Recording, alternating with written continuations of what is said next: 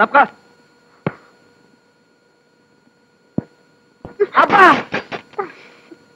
అమ్మా ఏంటయా పిలిచావా? సార్ మీరు ఈ రోజు రాత్రి ఇంటికి పోరా?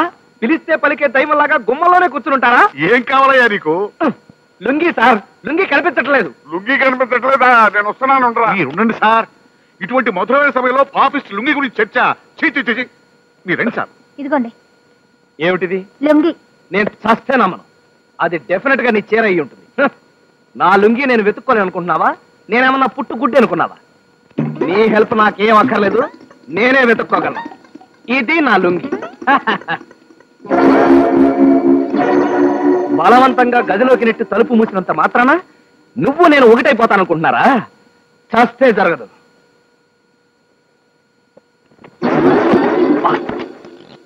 మంచం,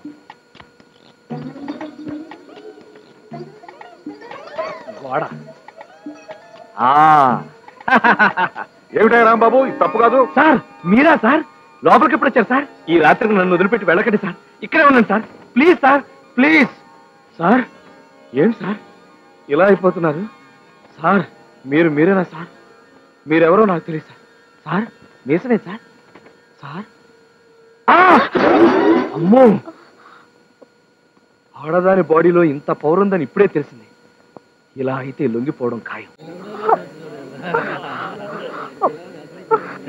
అమ్మో, ఎంతమంది జనం ఉన్నారు? ఏం జరిగిందో తొందరగా పదండి. ఏమైందో? ఇదిగో బాబు, ఏం జరిగిందయ్యా? పూర్తి కాల వెనక్కి వెళ్ళండి. ఇదంతా హౌస్ఫుల్. ఇదిగో తప్పండి.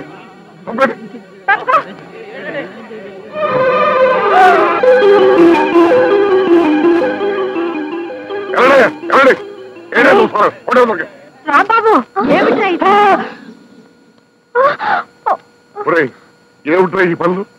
పట్టపక్కలో అందరూ చూస్తుండగా తలుపులు తీసి మరీ సిగ్గు లేకున్నారు.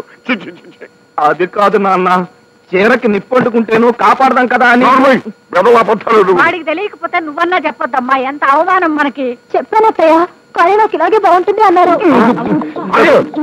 అన్నాడా? పచ్చడి పడ్డేసి నెత్తి పడుకుంటే సరే, పైకి ఏమీ తెలియనట్టు వ్యర్థ నాటకాలను, లోపల మాత్రం ఇలాంటి వ్యర్థ టేస్తున్నాను. నీ ప్రతాపం ఏమిటో బెడ్రూమ్ లో చూపించవచ్చు కదరా. నన్ను ఎవరో అర్థం చేసుకోవట్లేదండి. ఇదిగో ఆవిడ కాల్చుకుని చచ్చిపోతే అది మన తలకు చుట్టుకుంటుంది కదా అని అలా చేశాను. అసలు నాకు మనశ్శాంతి లేదు. మనశ్శాంతి ఎలా ఉంటుందా? ఉండదు. లక్షణంగా కాపురం చేసుకుంటే ఇలాంటి నాటకాలను ఆపేసి అప్పుడు మనశ్శాంతిగా ఉంటుంది.